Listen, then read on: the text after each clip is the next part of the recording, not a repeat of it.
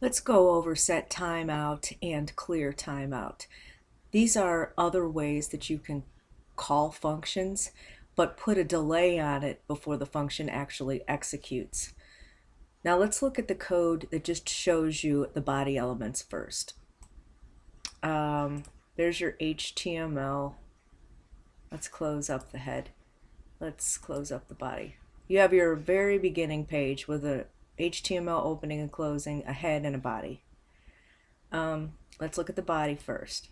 In the body, we've got a field set. The field set is everything inside. The field set is actually this nice little rectangle with a very light gray line. And inside of that box, if you will, which is called a field set, you've got other elements. And then outside of the field set, you have other elements as well. So inside the field set, we have 3 buttons and a text area. Outside of the field set, we have 2 buttons. And up here, this caption, this is the legend of the field set. So let's open up, well, again, here's our field set, but it's closed. So we don't see the elements inside of it yet. But outside of the field set, this is the pink button that's right underneath the field set. Input type equals button, ID equals reload page. Value equals reload page. Value is what you see on the face of the button.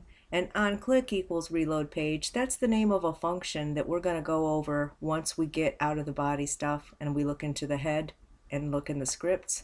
We will see the function reload page and we'll go over the code at that time. So right now, if I click reload page, it's the same as clicking this refresh button in the browser. My reload page function also makes sure that this text area is cleared out of any information. I tried to just reload the page earlier, and in some browsers it was not clearing out this text area, so I created my own reload page button and my own reload page function. The next thing we have underneath this pink button is inside of this div. So if I open up the div, what do you see? In the div tags, you see another button. And this button, that's got the maroon background and white text, is created with input type equals button, ID equals stop auto reload, and the value that you see on the button is this big long string that says stop the set timeout that reloads the page automatically. And here we have a special on click. We did not create the function clearTimeout, timeout ID 4, but we did create this variable called timeout ID 4. We created timeout ID 1, timeout ID 2, timeout ID 3, and timeout ID 4, which we will get to when I get to the script code. But these variables are set equal to this part of this line right here. So you'll have var timeout ID 1 equals set timeout, and then in parentheses we'll have the name of a function, a comma, and milliseconds worth of delay before the function actually executes. So then when we get here to this button, this maroon button, when we say on click equals clear timeout, it's gonna stop the delayed function call by putting the name of the variable that we create in parentheses. So clear timeout, and then whatever the name of your timeout ID is, that will stop a particular delayed function call. It would be kind of like you setting an alarm to go off in an hour, and then after 20 minutes you change your mind and you want to turn the alarm off. That's basically what this clear timeout does. Now, I don't really want to deal with this maroon button just yet. That's going to be closer to the end of the video. So I'm going to take this div that the button is inside of, and I'm going to set it to hidden. And then when I refresh the Notepad++ in the page, everything in that div that I set to hidden disappears. So we just want to keep our page as clear as possible to avoid confusion. Also in the body, I've got 3 audio tags, and I can open each one. The first audio tag has an ID of ONE, not the number 1, but we spelled it so we wouldn't be confused between other parts of the script that says ID1, ID2, ID3, which are referring to these buttons. In the case of the audio tags, I spelled it O-N-E. And inside the audio tag, you have source src equals f1.og, end source. What that's doing is it's pointing to an audio file. You could do this with MP3 files. I'm doing it with OGG because Audacity creates OGG files, and OGG files have a smaller file size than MP3, so I'm using OGG, but you could use MP3 here if you like. So whenever we want to play any of these audio files, which there happen to be 3, I can open them all. As long as we refer to document.getElementById 1 or 2 or 3, whichever ID we refer to, the corresponding OGG file will play. Now, these audio tags, if you want to see them on your page, you can just, in the opening audio tag, inside of this greater than sign, you can type in the word controls. And when I save that and refresh the page, you see it.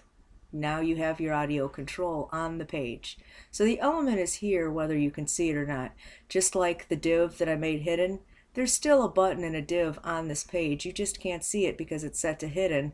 And the same thing with this audio. If you don't put the controls in that opening tag, you won't see it, but it's still there. It's still part of the page. Okay, so the 3 audio tags hold the 3 audio files. I can close those back up because we've looked at all the elements in the body now. So now let me get out of the body, close it up, and let's look in the head. Here's our title that says Set Timeout, which you see up here in the browser tab. And let's look at the style before we go into the script.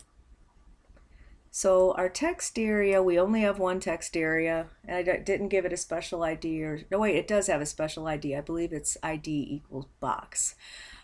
But since I only have one text area, I use the name text area, the name of the element. And if I had 3 or 4 text areas, they would all share this same style unless I gave them, unless I styled my CSS by using the exclusive IDs or classes. So anyway, this text area right here that's going to display information has a margin top, a width, a height, a padding, a resize, an overflow, a border, a color, and a font size. It has settings for styles for all of those. The inputs in this page are input equals button, and so the button style has a width, a background color, a border, and a padding, and the 3 of these share the exact same styles.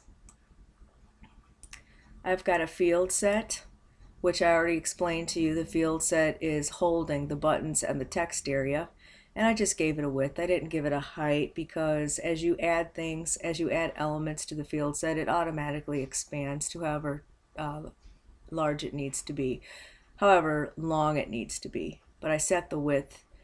If you don't set the width on a field set, let me misspell width, save it and refresh the page, then the automatic width of the field set is going to be whatever width your window is. And I didn't like how that looked, so I gave it a width and closed that up to make it look nicer. I have that pink button. If I didn't give it a special ID, it would look just like these gray buttons do. So I wanted the pink button to have its own special style. So I gave it an ID of reload page, and it's got a width. It's got the ability for a background image, even though currently it doesn't have, it's not pointing to a background image path right now. I don't have that image refresh3.ping on my desktop like I have this file. So the code is there, but you don't see a background image on it. It's just pink. But if I pull an image on the desktop, it will properly point to it and you'll see it at that point. So there's a setting there for background image, URL, background repeat, background position, color, background color, font size, and font family.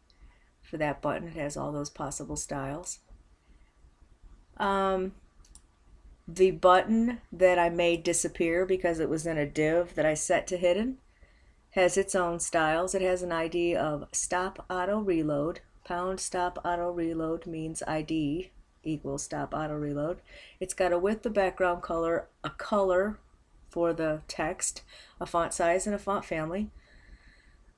There's a B tag. This B tag just has color blue. When you use B tag by itself like this, like opening B, closing B, that basically just bolds whatever text is on the inside.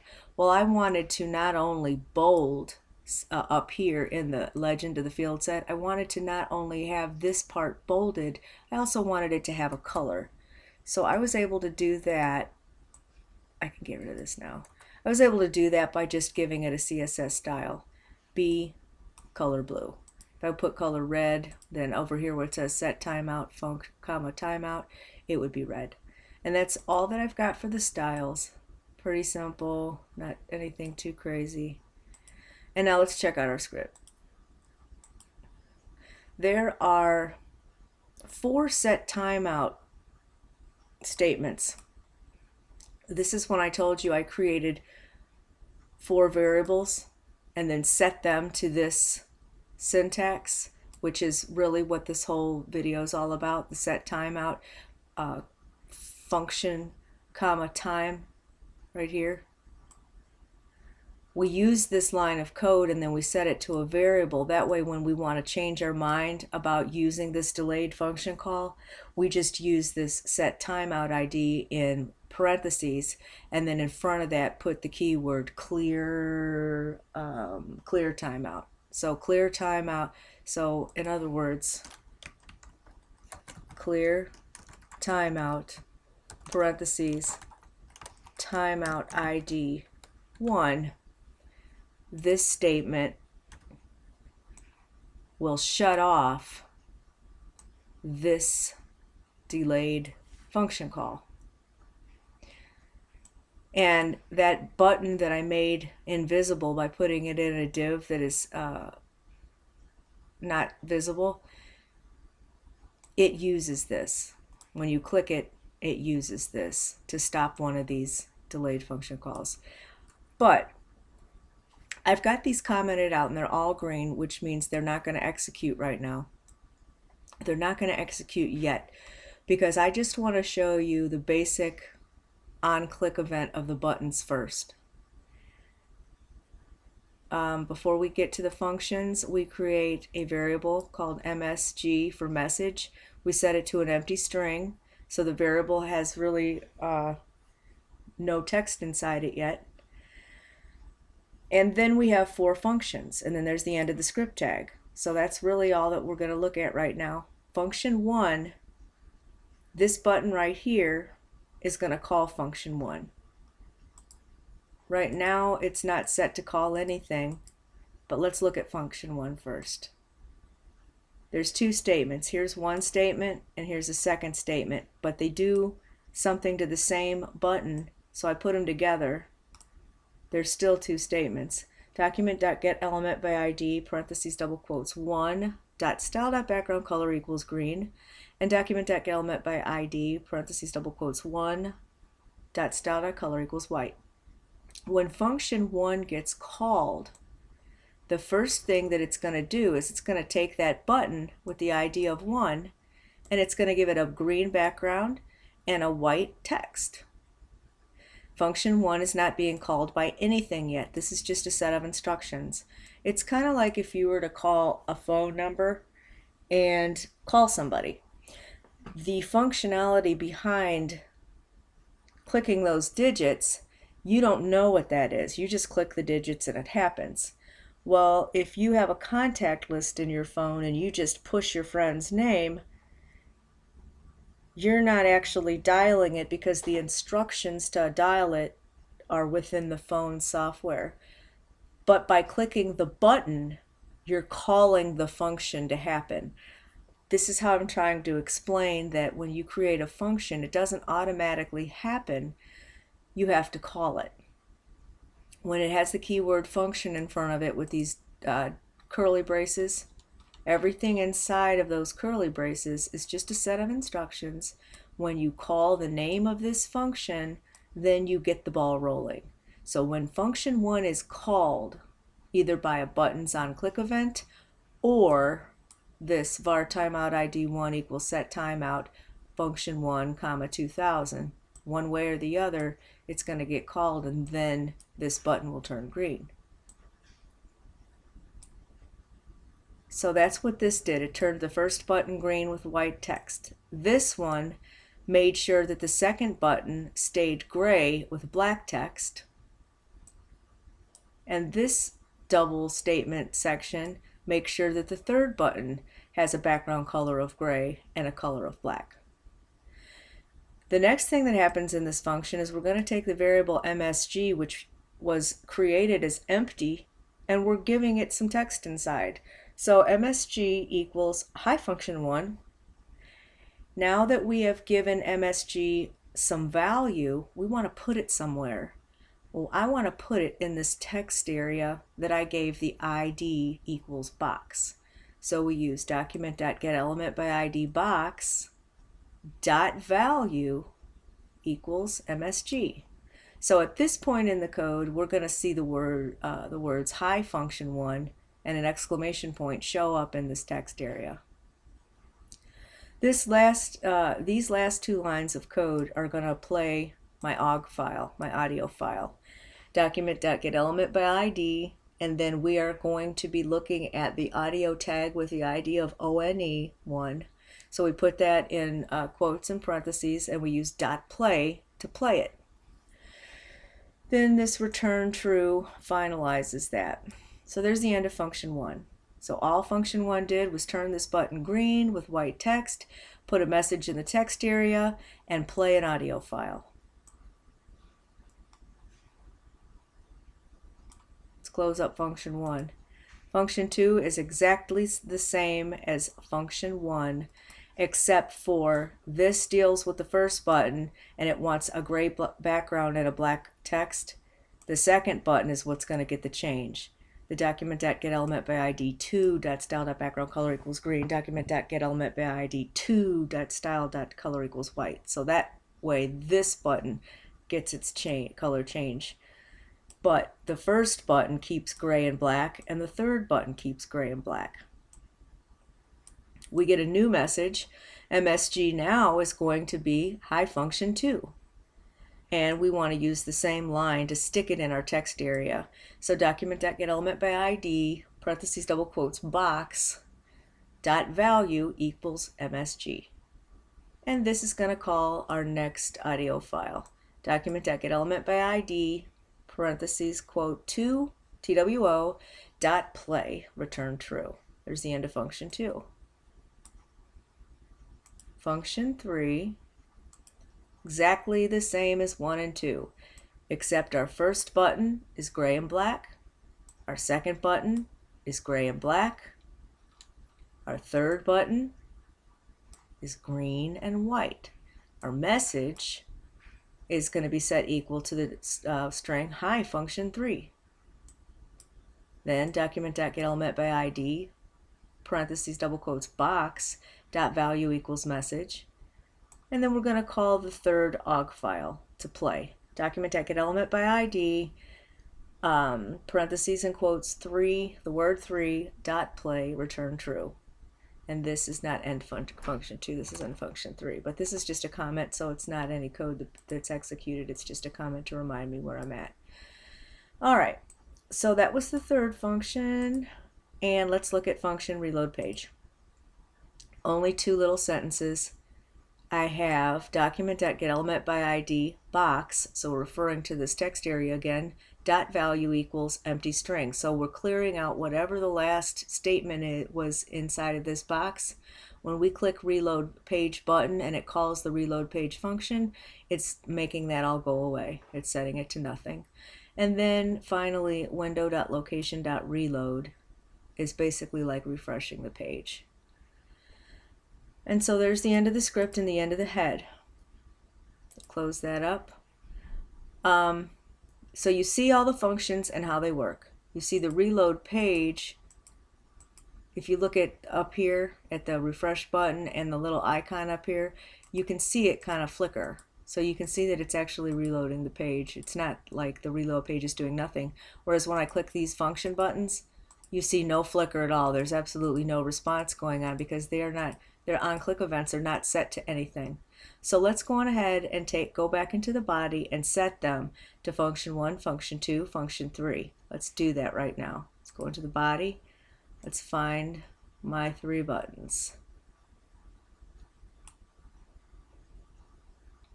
They're in the field set. Here's button 1, on click equals, let's call that function 1. And you have to put the empty parentheses. And let's go to the second button, it's on click equals, in double quotes, we're going to call function 2 with the empty parentheses. And on our third button in the field set, let's go to the on click equals, function 3 with the empty parentheses. Let's save it and let's refresh our page. So let's click them. Function 1. So there you see the color change, the message, and you heard an OGG file play. Function 2. Function 2. And function 3. Function 3. Alright, so you've seen that Function 2. Function 1. Function 3. Function 1.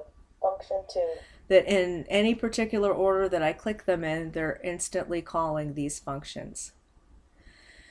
The next thing I want to do is take those functions back out. Let's take them out. So now the on click, the buttons are no longer going to call the function.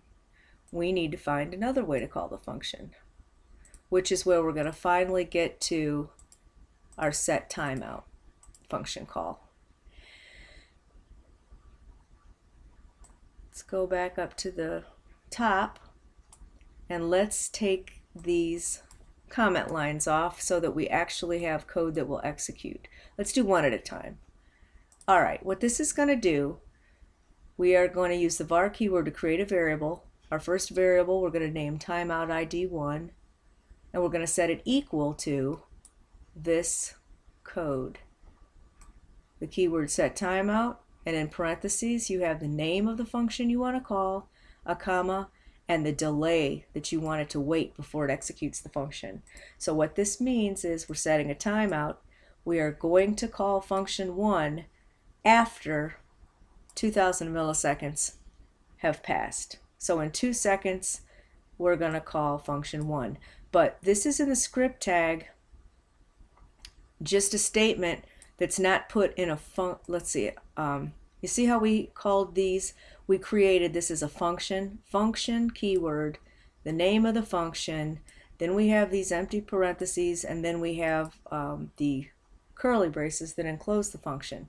We didn't say function 8 or function X or anything like that. Here, this is straight in the script tag. Anything straight in the script tag like this, well, setTimeout is actually a function call itself, and it's calling whatever function you create and a delay. And the variable is the timeout ID is what we're going to use to stop it if we want to stop it before it executes, before this delay is up. I'm starting to talk in circles. Basically, when I click this refresh, as soon as the page loads, it's going to start counting time. And when it hits 2 seconds, it's going to call function 1. At that point, after 2 seconds, you're going to see this button turn green. We don't have to click anything at all. So let me refresh the page and you'll see. Function 1. Okay, and it's the only one that worked because the rest of these are still commented out. And still you can see that clicking on these buttons does nothing. Even clicking on this button does nothing because I took the function name out of the on-click event for it. So now let me uncomment out the second line. var timeout ID 2 equals setTimeout function 2, 4000. So now when I save this, refresh this, we're going to see the first button with the message in the audio, and then the second button with the message in the audio. Function 1. Function 2. All right, Let's take off the third so that we get all three of them executing. The first one will execute after 2 seconds, the second one after 4 seconds, and the third one after 6 seconds of page load. So at 2 seconds this one, in 2 more seconds from that, this one, and in 2 more seconds from that one running, then this one. Function 1, function 2, function 3. And it stops. If I hit this reload page button, it will call my reload page function, and it would be the same as me hitting this up here. Function 1, function 2, function 3. All right, so my reload page button and function works, and my set timeouts, my delayed function calls, are all working. If I create yet another timeout. This one is var timeout ID 4 equals set timeout. This time I'm calling reload page, and that's going to happen after 8 seconds have elapsed from the time of page load. This is actually going to create a loop because we're going to have function 1, 2, and 3 go every 2 seconds. Then it's going to be like we keep clicking the reload page or the browser refresh page, even though we're not doing it. This is going to do it, and because this reloads the page, after the page reloads, this is going to go after 2 seconds, this is going to go after 4, this is going to go after 6, and after 8 it's going to reload, and then it's going to come up here again, and it's going to be an infinite loop, which is something that we don't want. But I'm using this example to show you later how we clear this function so that it doesn't run, so that we don't have the infinite loop, which will basically be like doing this again, like commenting it out as if it didn't even exist. But it's just so that I can show you the statement clear timeout with and use this timeout ID. So let's run this and you'll see the infinite loop. Function 1, function 2, function 3. Function 1, function 2, function 3. And this will just keep going on and on and on forever until you close Function your browser. 1. So that's Function enough to 2. drive you crazy, right? Function 3. I'm going to Function 1. temporarily Function 2. stop that, refresh the page. Function 1. Function 2. Function 3. And it stops. See, it does the 3 and then it stops. It no longer does this. Well, remember, this is set to the variable timeout ID 4. Let's go to that hidden div now in our body. Div hidden. Let's take hidden off because now we're going to play with this button. The button in here, this button. Function 1. Function 2. Let that run. Function 3. This is how you create that button. Input type equals button, ID equals stop auto reload, value equals stop the set timeout that reloads the page automatically. On click equals this is the magic. This is what is going to make that not work. Clear timeout, and then that timeout ID 4 is in parentheses. Now let me go back up to the script and take those comment lines off so that you can see that this is going to stop it as well once we click it, because it's on the on click event. It's not going to automatically stop it. It's going to be an infinite loop until I click this button, at which time this clear timeout will stop that timeout ID 4's delayed page function call. So go back up to the script, take these off because you know what they're going to do. It's going to give it an infinite loop. And I'm going to let this run a time or two so that you see that it's an infinite loop. And then I'm going to click this maroon button, at which point it will finish the function 1, function 2, function 3, and it will stop. Function 1. Function 2. Function 3. All right, now another loop of it. Function 1. Function 2. Function 3. Now I'm going to click this. Function 1. Okay, I clicked the maroon Function button, 2. so this last pass should be Function 3. it. And it is. You see, it did not clear out my text area, and it stopped there. So by using this statement, clear timeout, you can use the variable that you set in front on the left hand side of the equal sign of this set timeout func comma timeout to stop it. This is stopping your alarm or stopping your delayed function call. All right, so with that, I don't think there's anything left to go over in the code. I think I've went over all of it. So I could close all this stuff up. And now I need to work on the next part in this book that I was having a hard time with was calling code multiple times with set interval. I went backwards on the page to try to understand this a little bit better because when I was doing the set interval code, it wasn't working for me at all. So hopefully after doing this review of this, I will have a better time with that part.